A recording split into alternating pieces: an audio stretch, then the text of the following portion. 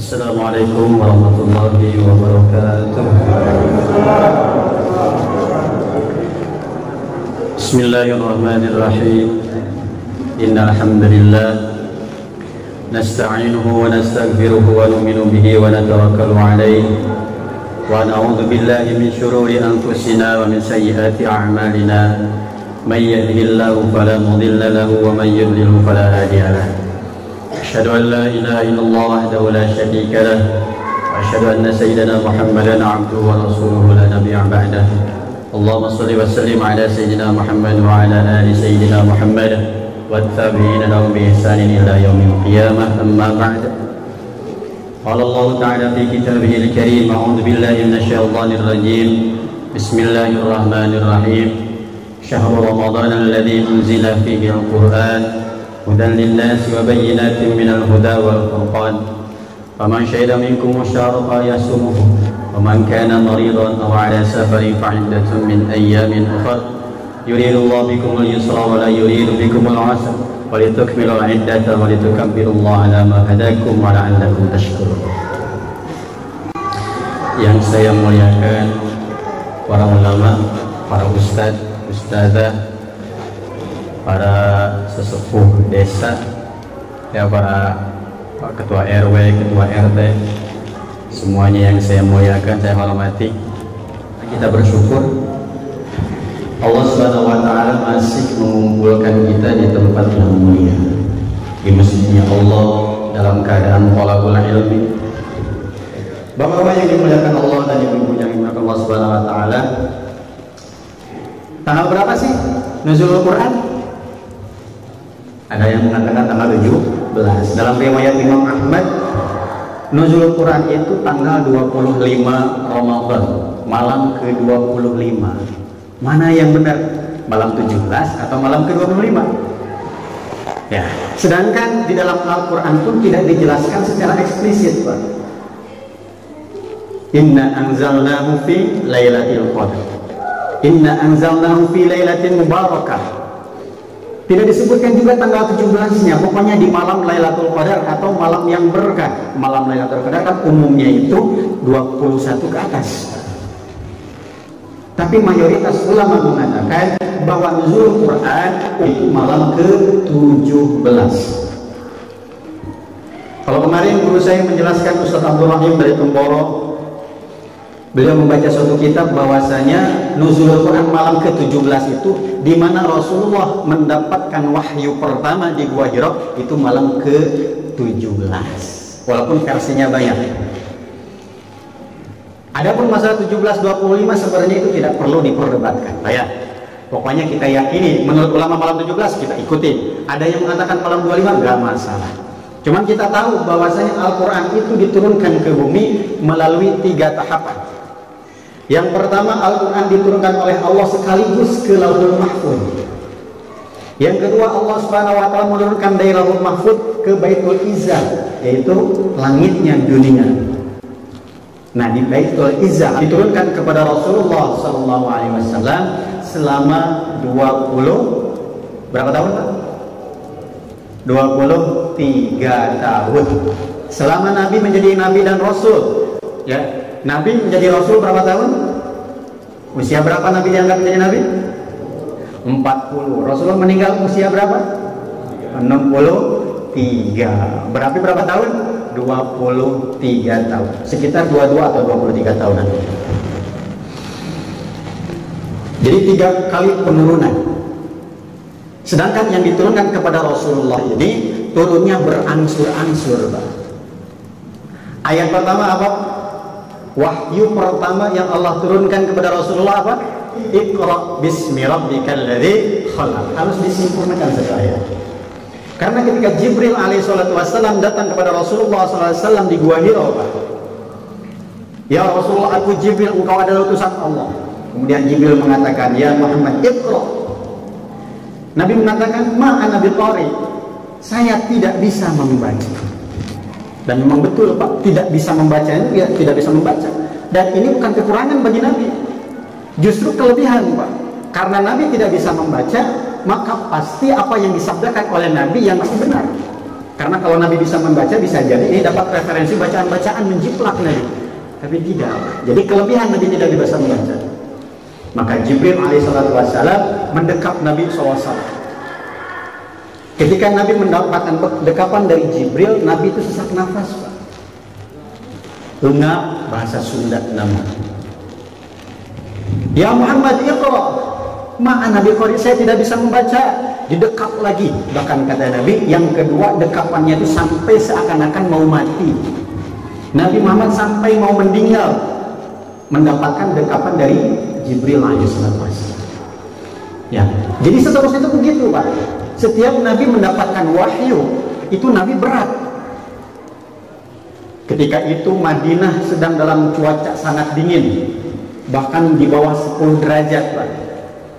Tapi Aisyah melihat Rasulullah berkeringat. Tidak masuk akal. Ternyata berat pada saat Rasulullah mendapatkan wahyu. Ya. Ibnu Ummi Maktum, beliau duduk di samping Nabi. Pada saat itu paha Nabi di atas paha dia. Pada saat itu wahyu datang kepada Nabi, maka orang tersebut, sahabat tersebut merasakan pahanya seperti mau retak. Ketika Nabi di atas unta mendapatkan wahyu, itu si perut unta sampai menyentuh bumi. Jadi berat. Rasulullah mendapatkan wahyu itu tidak enak, tapi berat. Itu kalau diberikan kepada kita, pasti kita akan mati. Hanya Rasul saja yang kuat. Lau anzalna hadzal Qur'an 'alal jabal la ra'aytahu khashi'an mutasaddian min khasyatillah. Kalau Al-Qur'an diturunkan ke gunung, gunung pasti hancur karena takut kepada Allah.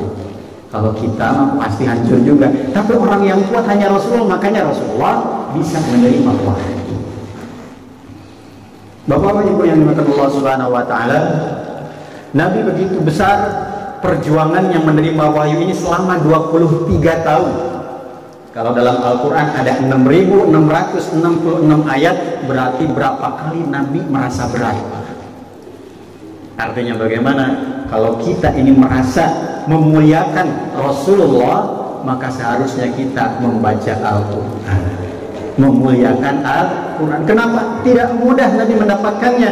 Kita enak-enak saja tinggal baca, itu pun gak mau, kan keterlaluan.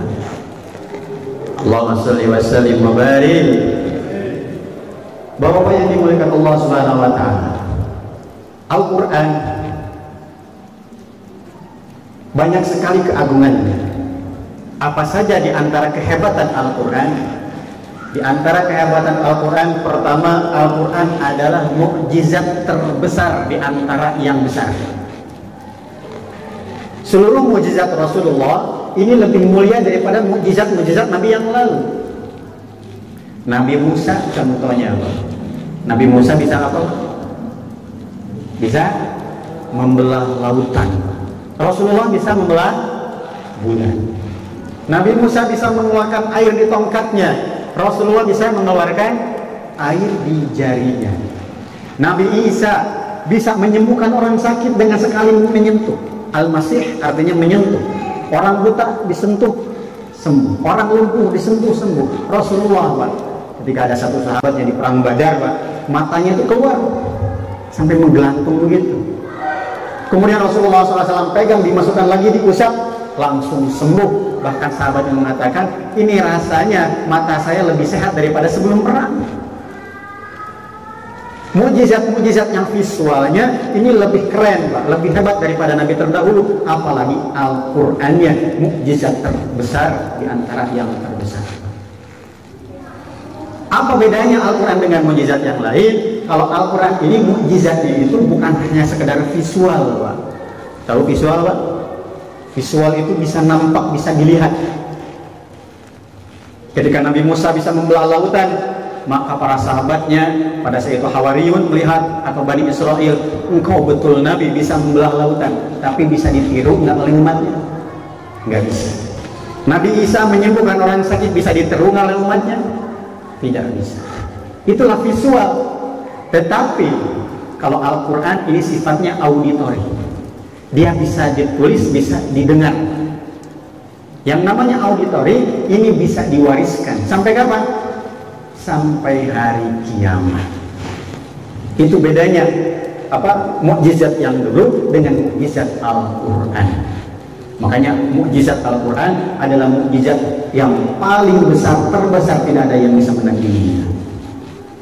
Ya, Bapak Ibu yang dimuliakan Allah Subhanahu Wa Taala, karena ini mukjizat yang terbesar dan Allah Subhanahu Wa Taala jaga ini Al-Quran. Beda dengan kitab-kitab yang dulu, Pak. Kitab Taurat, Injil, dan juga Zabur, tidak ada satupun umatnya yang bisa menghafal. Ada satu umat Nabi Musa yang bisa menghafalkan kitab Taurat. Siapa itu? Qarun laknatullah. Satu-satunya manusia yang bisa menghafalkan kitab Taurat selain nabinya adalah Qarun. Karena kepintarannya Qarun bisa merubah batu menjadi emas, besi dia pegang bisa menjadi emas. Tetapi ilmu yang dia dapatkan malah menjadikan dia sombong. Tetapi hadirin yang dimuliakan Allah, Al-Quran, mukjizat terbesar ini bisa kita hafal.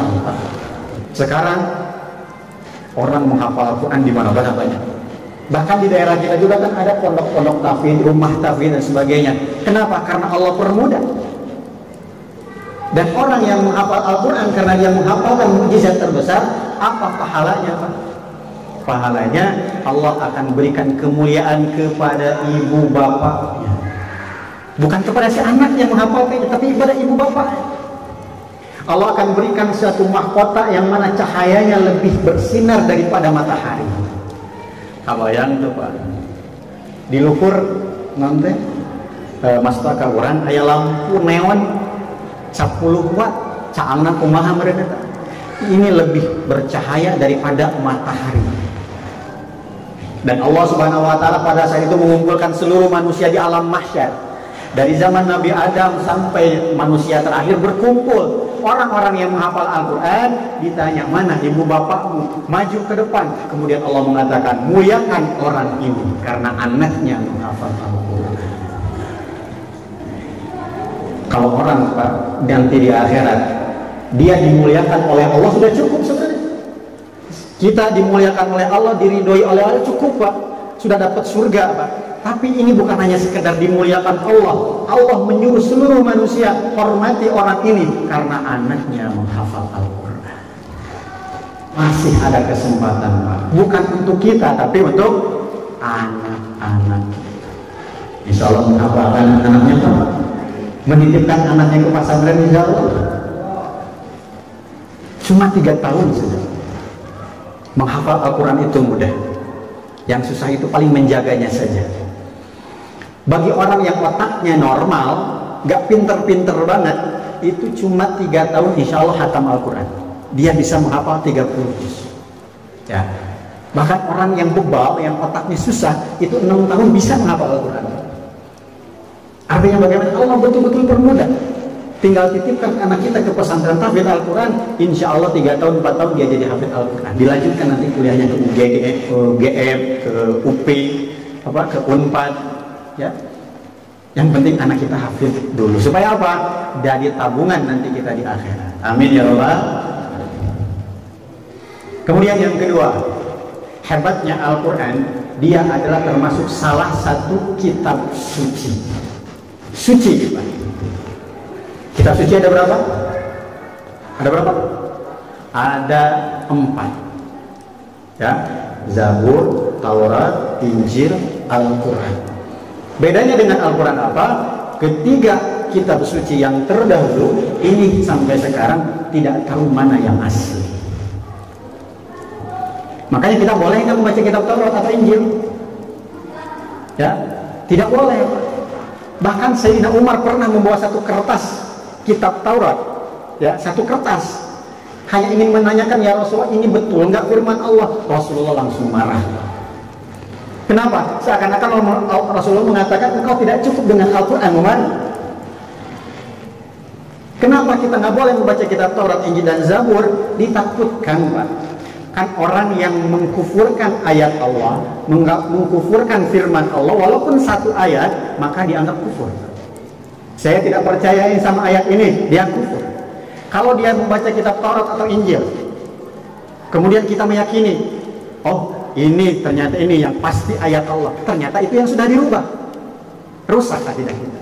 Atau sebaliknya, kalau ternyata memang itu ayat Allah, kalau kita, ini bukan ayat Allah, berarti kita mengkufurkan firman Allah, kita menjadi kufur. Maka yang pasti-pasti Al-Quran yang sudah pasti 30 juz seluruhnya adalah ayat Allah, tidak pernah ada yang berubah. Bahkan ada satu orang yang masuk Islam, dia ini dari dulunya seorang pendeta. Kenapa dia masuk Islam? Dia mengumpulkan kitab-kitabnya, ya, kitab Injil dari tahun 900-an dulu. Terus 10 tahun kemudian, 10 tahun kemudian, 10 tahun, dan sampai sekarang ternyata setiap edisinya selalu berubah-ubah. Tetapi Al-Quran dari tahun 900 sampai 2000 sampai sekarang itu tidak pernah berubah. Makanya dia bisa masuk Islam. Itulah namanya firman Allah, selalu terjaga, disebut kitab suci. Nah, Bapak Ibu yang dimuliakan Allah Subhanahu wa taala, kalau kita ini mengkufurkan satu ayat Allah saja, hukumnya kufur. Makanya hati-hati, terutama bapak-bapak jangan suka bercanda sama ibu-ibunya. Ya, Pak ya? Bercanda bagaimana? Lihat tuh dalam Al-Qur'an. Fankihu ma qabalakum minan nisa masna wa thulatha wa ruba. Tuh, nikahlah kamu dengan wanita yang kamu senangi, 2 atau 3 atau 4. Ini bahaya, Pak, bercanda seperti itu. Kalau istri lagi emosi, dia akan mengatakan, "Bapak mas sunnah dari mana?" Gak percaya ayat itu. Akhirnya si perempuan tadi menjadi kufur, Pak. Kenapa? Mendustakan satu ayat Al-Quran. Kalau perempuan yang soleh jawabannya begini, "Mohon maaf Bapak, saya tidak sanggup. Karena nanti kalau Bapak poligami, Bapak yang enak, saya yang susah." Kan sebenarnya enak, Pak ya? Tidak mengkufurkan, tetapi mengatakan belum siap. Tapi kalau lagi emosi, takutnya dia tolak itu ayat. Jangan dibercandakan kepada istri, takutnya lagi emosional, malah jadi mengkufurkan ayat itu. Ya, Allahumma sholli wa sallim wa barik. Bapak-bapak yang dimuliakan Allah Subhanahu wa taala. Kemudian hebatnya Al-Quran bahwa isi di dalam Al-Quran itu tidak ada bisa yang menandinginya walaupun satu ayat. Al-Quran walaupun satu ayat tidak bisa ditandingi, baik itu oleh syair-syair terkenal orang-orang Arab. Kenapa? Karena tulisan Al-Quran, isi Al-Quran ini bebas daripada intervensi manusia. Itu murni semuanya adalah kalam Allah Subhanahu wa taala. Ya, makna daripada kalam Allah. Kalau saya jelaskan masalah kalam Allah, yang mana Allah punya kalam, apa dalilnya dan sebagainya, ini panjang, Pak. Intinya Al-Quran adalah makna daripada kalam Allah yang sebenarnya, dan penulisannya pun itu bebas daripada intervensi manusia.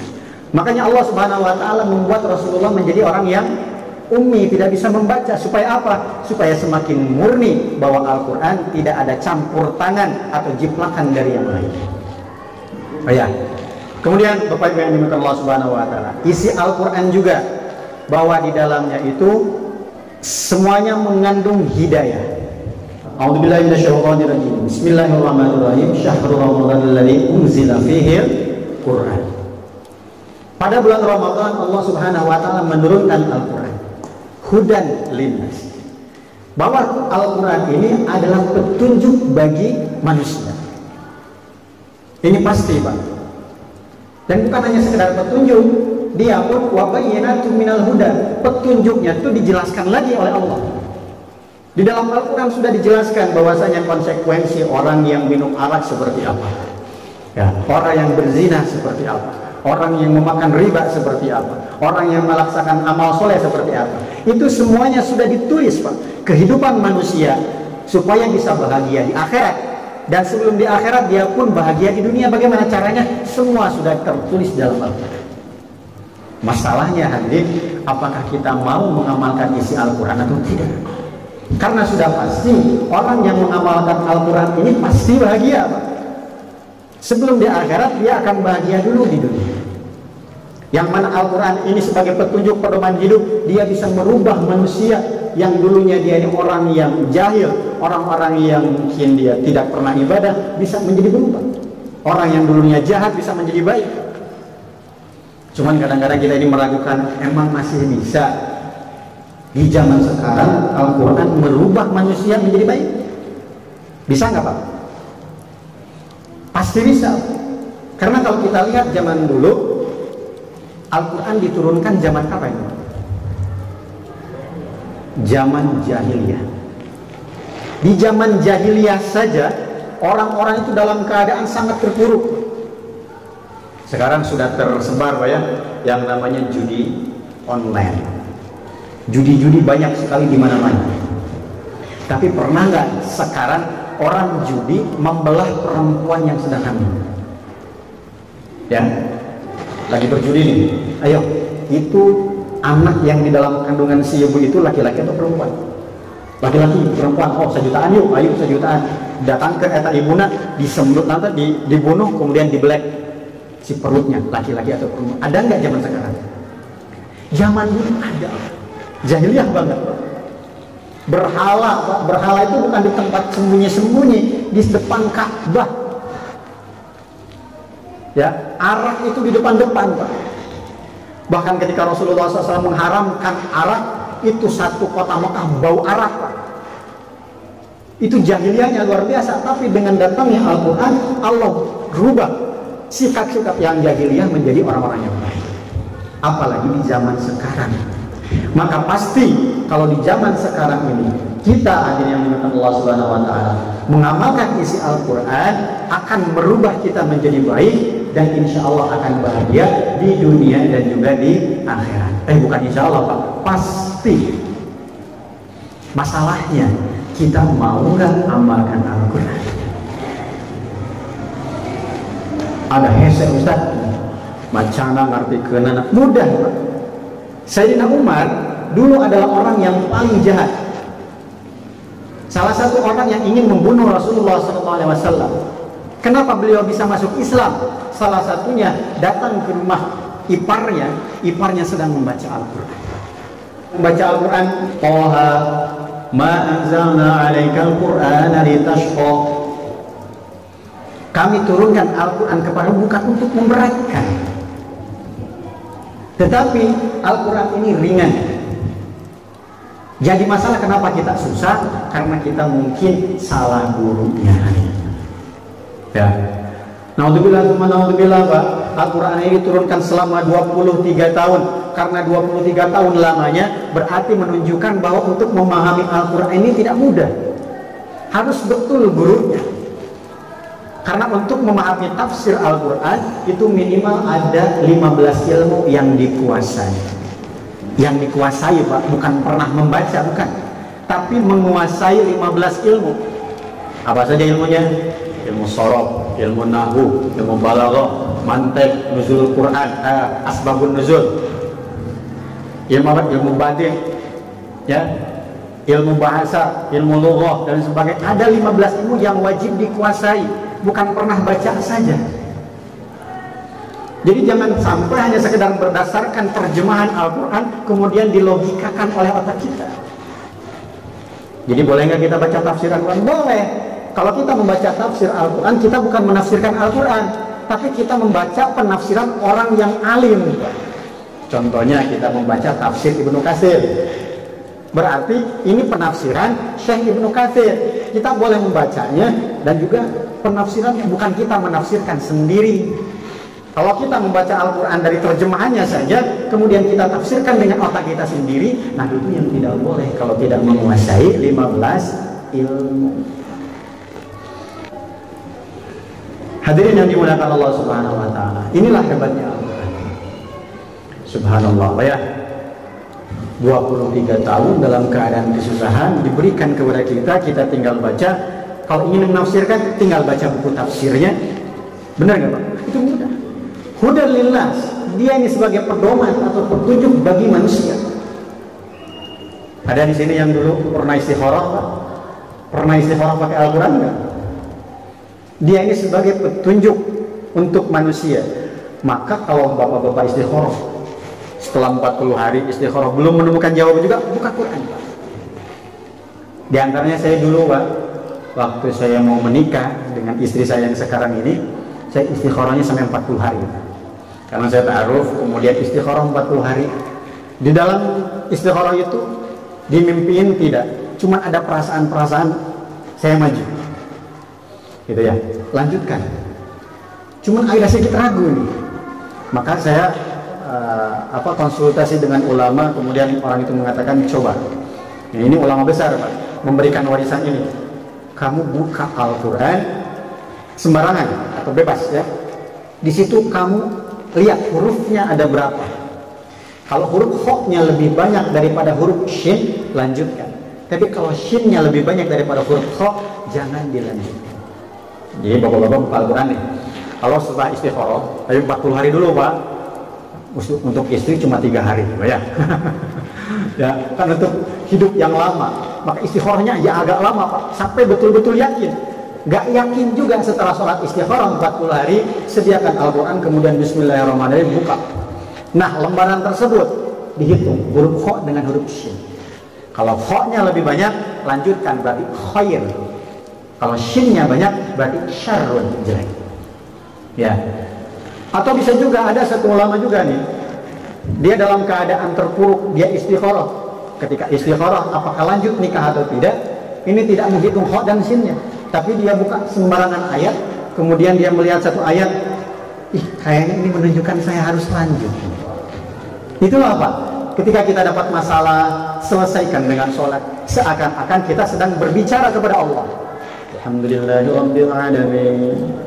Dengan surat-suratnya, dengan ayat-ayatnya, kita sedang berbicara kepada Allah. Setelah itu kita baca Al-Quran. Kenapa? Anggap bahwa Al-Quran itu Allah sedang berbicara kepada kita. Jadi saling berkomunikasi. Kita berbicara kepada Allah melalui sholat, kemudian Allah berbicara kita melalui dengan membaca Al-Quran. Bapak-bapak ada yang pernah dengar lagu Opik, Tombo Ati?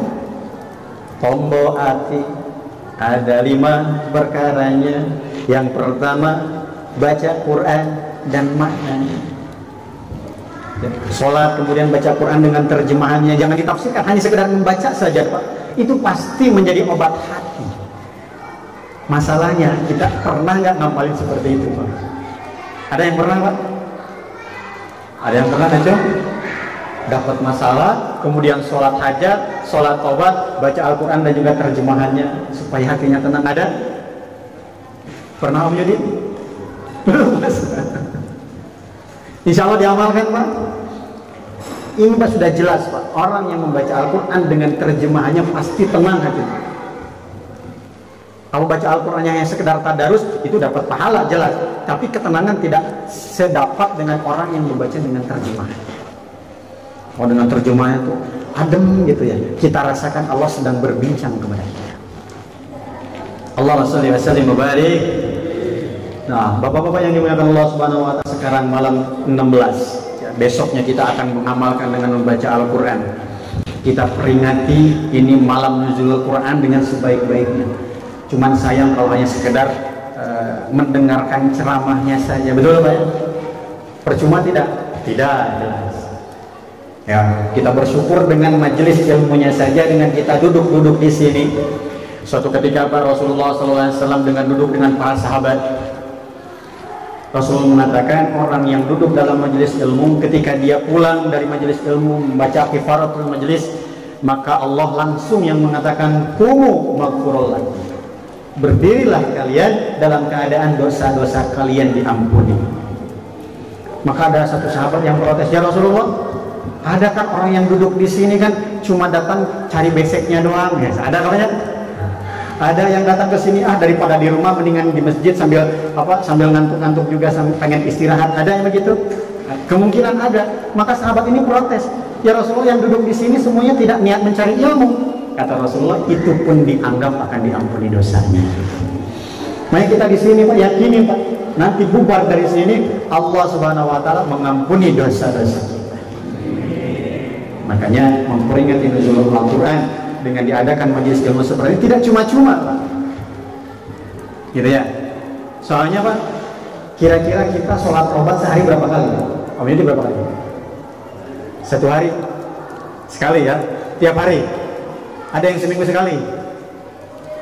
Ada yang sebulan sekali? Ada yang 1 tahun pun tidak sholat obat? Ada nggak Pak? Masya Allah. Kadang-kadang sholat obat kita tuh sudah benar atau tidak? Di dalam sholatnya kita betul-betul merasakan menyesali dosa-dosa kita atau tidak? Menyesalinya atau tidak? Betul nggak sholat tobat kita diterima sehingga dosa-dosa kita diampuni? Belum tentu, Pak. Tapi tolabul ilmi sampai beres, ini sudah jelas adalah kifarat dosa-dosanya umat akhir zaman. Duduk balik-balik diampuni dosa. Mudah-mudahan dosa kita semua diampuni Allah Subhanahu wa taala. Jadi tidak ada percumanya kita duduk di sini memperingati nuzulul Quran. Cuman sayang kalau ternyata hikmah dari nuzulul Quran, dari diturunkannya Al-Quran tidak kita dapatkan. Makanya nanti selepas ini hadirin yang mulia, besok malam 17-nya kalau di pondok pesantren saya ini, Pak, setiap malam 17 itu satu kali khatam Quran. Satu malam aja. Malam 17. Aduh, puasa berapa? Oh, orang udah sana ya. Sajus ke sabaraha jam. Ya kamu kudu sapeting. Bisa nggak Pak kira-kira? Dibagi, Pak. Itu pun kalau sendiri, Pak, capek. Dibagi, misalnya Bapak ada 60 orang, berarti setengah juz ewan. Ya, kalau 30 1 juz ewan.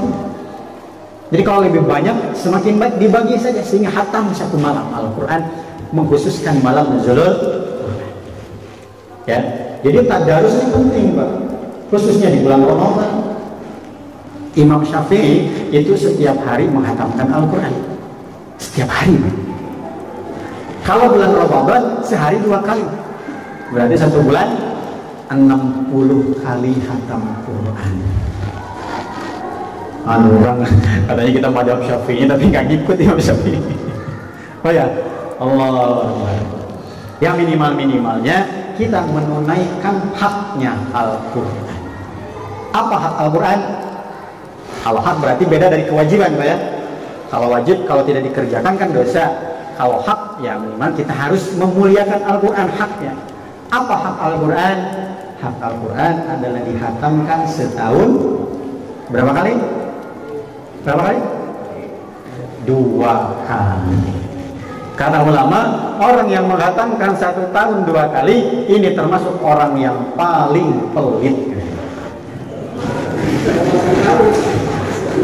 2 kali paling pelit. Cek ulama kan cek kami ya. Maksudnya bagaimana, Pak? Allah Ustaz kumaha atuh da bacana ge uga eugeul. Ya, satahun sakali ge uyuhan. Misalnya. Bagaimana? Yang penting kita azam niat untuk menghatam Al-Quran. Walaupun sekarang di umur 40, di umur 50 kita baru belajar Iqra, tapi yang penting di dalam hatinya ada niat. Orang ada ngalancarkeun bacaan Al-Quran, ame engke bisa ngahatamkeun 2 kali setahun. Kenapa begitu? Karena Nabi SAW pernah bersabda, niatul mukmin ablagu min amalihi. Niatnya seorang yang beriman ini lebih sampai, lebih cepat sampainya kepada Allah daripada amalnya. Ini ibu-ibu, bapak-bapak yang sudah menabung uangnya 100.000 di tabungan haji, saya mau niat haji, karek 100.000, Pak. Paspor gecan ayah, karek 100.000. Ya, padahal haji seberapa? 55 juta, kan 100.000. Minggu depan mati, maka nanti di akhirat akan dibangkitkan bersama orang yang sudah haji. Apalagi yang sudah lunas, Pak. Yang baru niat saja, Pak. Maksudnya bagaimana? Kita niatkan ingin menghatamkan Al-Quran 1 tahun 2 kali sebagai penghormatan saya memenuhi hak Al-Quran. Besok kita mulai, Pak. Baca Al-Qurannya, belum baca Al-Quran, datang ke Om Yudi yang belajar Iqra, yang bisa Al-Quran, yang bisa baca Al-Quran supaya bisa hatam setahun 2 kali. Minggu depan mati, Pak, maka akan dibangkitkan bersama-sama orang yang telah menunaikan Al-Quran setahun hatam 2 kali. Insya Allah harus.